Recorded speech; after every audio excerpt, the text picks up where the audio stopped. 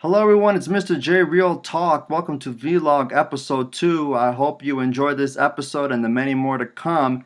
Today I wanted to talk about smart personal finance goals. But before I get into that, I just wanted to show you my website, www.mrjrealtalk.com. Make sure you check it out. Check out the blogs and awesome information on entrepreneurship and personal finance with a little bit of dosage of ed tech. Make sure you also follow me on Facebook, Twitter, and Instagram, and subscribe to my YouTube channel. And when the email pop-up comes up for the newsletter, make sure you subscribe. You'll get some cool weekly information and news and updates on personal finance and entrepreneurship that you don't want to miss out. So today, as I mentioned, I want to talk about smart financial goals, right? SMART standing for specific, measurable, action-oriented, realistic, and time-based. Anything that you do in life, when you set a goal, you have to write it down on a piece of paper first. After you do that, you have to put some action steps. It has to be measurable. You have to put some time-based in there, and you have to be specific to your goals.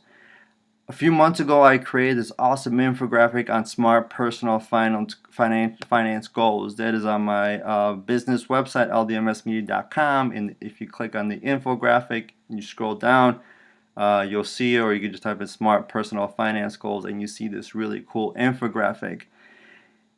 As I said, anything that I accomplished in life, I had to write it down. I had to set a goal for it, and not only did I have to set it, I had to write it down, and I had to be specific, time-based, action-oriented, and I have to measure that goal.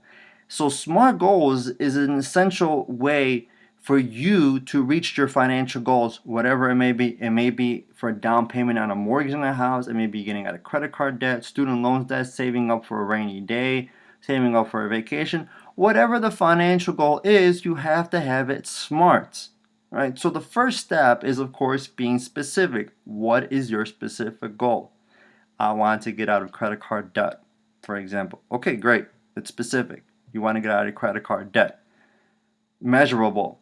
Right? What is it? I want to get out of $30,000 worth of credit card debt. Great. You wrote it. Now we have a number to work with. Action oriented. What are you going to do to get out of that debt? Right? You're going to probably say, you know what? I have 5 credit cards. I'm going to do away with 3. I'm going to keep the 2, and I'm going to hide the one other credit card. I am going to unsubscribe from all the shopping newsletters that I get on a daily basis. I am going to stop going out with friends on a daily basis. I'm going to make my own food 6 times a week and maybe only go out once a week or maybe once a month. I'm going to make my own coffee instead of spending coffee all the time. You know, you have to be action oriented. You have to, and the next step is, of course, being realistic. You have to be realistic with your goals. Saying I'm going to get out of $30,000 worth of credit card debt in 1 month is probably not realistic. Unless you win the lottery, unless you're an athlete and you got this rich contract, or unless you're a music artist that all of a sudden you have all this money, or you're a trust fund baby, or your parents decide to give it to you, you have to be realistic. When I was $10,000 worth of credit card debt, when I set my goal, the specific timeline when I wanted to get out, I had to be realistic. I said, you know what, I'm gonna have to give me several months to get out of this credit card debt because I got bills to pay. I'm only making a certain amount of money.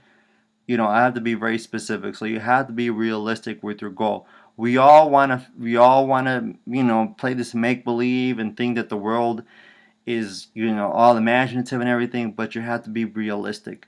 And the last thing is time based. And going back, of course, to measurable and action oriented and specific, you have to give yourself a time base of when you want to get out of this credit card debt, if that is your goal. Whether it's 21 months, 5 years, 3 years, 2 years, whatever that is, you have to have some type of time based in there. Because if you don't have a time based, you're going to slack off and leave it for another time. It's the same thing if you want to lose weight, right? If you say, oh, I want to lose weight, well, by when and how and what type of weight? Are you trying to lose weight to tone up, to bulk up? Well, what is it that you want to do, and by when? Do you want it for a summer body? Well, summer's almost ending, but, you know, do you want to do it so you can look amazingly hot for Labor Day, right? Or something like that. I don't know what it is, but You have to have a time based on it and be realistic. For example, if you weigh like 300 some pounds and you want to weigh 165 by Labor Day of this year, unless I guess you do some surgery or you drink some magic potion that's going to make you lose all that weight, you have to be realistic with it. So remember, have smart financial goals when you are trying to achieve something in your personal finance life. Remember, you have to be specific, measurable, action oriented, realistic, and time based. All right. So make sure you do that. You can make sure you visit my website www.mrjrealtalk.com. This is what you're seeing right now is my business website, ldmsmedia.com. You can also check that out. I will post a link to this on the YouTube's on this video right here, so you can check out this link. So make sure you subscribe, make sure you check it out, make sure you follow me on social media, and check you guys out next time.